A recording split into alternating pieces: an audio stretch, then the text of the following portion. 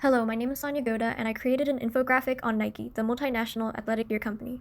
I initially chose Nike because I like their products, which are very popular in the running scene, but I was also interested in how a company focused on athletic wear would manage during a stay-at-home order, where it can be a challenge to fit in a workout. Being one of the most popular sports brands, known for anything from athleisure to footwear to those oh-so-cool Nike Elite socks, it clearly seemed to be a good contender. The four indicators I focused on were the revenue, costs in terms of goods sold, the overall net income, and the company's stock price. I looked at data from the end of quarter 2, which was on November 30th, 2019, and compared it to quarter 4, which is on May 31st, 2020. The first of the four indicators is revenue. At the end of quarter 2, Nike raked in $10.3 billion. At the end of quarter 4, that number decreased by 38.83%, for a total of just $6.3 billion. If we look back at the 2007 to 2009 recession, Nike's quarterly growth dipped by only 11.65%. This is over 3 times more than that percentage. The second indicator is the cost of producing and selling their goods. In Nike's case, costs actually decreased, but that was likely because they couldn't sell and produce as much. In quarter 2, the cost of goods sold was $5.78 billion, whereas quarter 4 was $3.96 billion. This is about a 31.49% decrease in how much Nike spent. From these metrics, you might already see the problem that arises for Nike. The company's revenue percentage decreased more than the percentage decrease in costs. This means that the gross profit, revenue minus costs, went from $4.54 billion to $2.35 billion.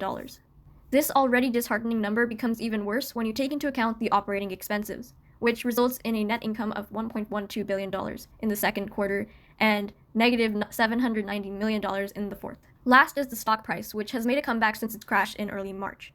The stock was at its peak at 104.5 USD before dipping to 60 USD, which is 38.3% less compared to now, and climbing back to about 99 US dollars by the end of quarter 4. The demand for Nike products will likely see a rise once again.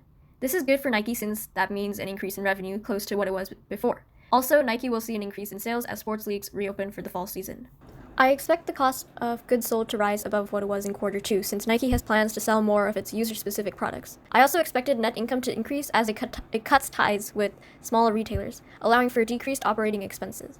As for the stock price, it's still unclear whether it's a good idea to invest in Nike or not just because of the uncertainty of the pandemic. My best guess is that the people who have already invested will stay invested, and those who aren't would rather look at something less risky than an outdoors sports apparel stock at this point. In response to the pandemic, Nike, like many other companies, is shifting its focus onto e-commerce. In the company's effort to sell directly to consumers, Nike has announced job cuts and has undergone many leadership changes. As a result, about $250 million in employee termination costs will incur, affecting its net income negatively. However, another more positive part of this digital plan is cutting ties with smaller retail stores, which not only saves them the money that would usually go to these retailers, but also allows for a more premium and more expensive experience on the consumer end. I believe that Nike is correctly shifting from brick-and-mortar stores to a more digital experience.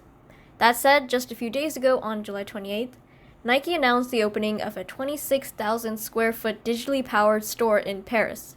You may be wondering why they would contradict themselves after pushing for online sales so much. But the truth of the matter is that Nike wants to create a seamless end-to-end consumer experience, which is just not something that can be realized through a computer screen. I think Nike should continue to focus on the consumers, catering to men, women, and children, all races and all sizes, because that's what helps people feel included, and it's just something that every company should consider fundamental. Not only would this bring in more sales, it would also boost Nike's image since it's had its fair share of controversy. Continuing to cut ties with retailers has allowed for personalized, quality athletic gear to enter the Nike space,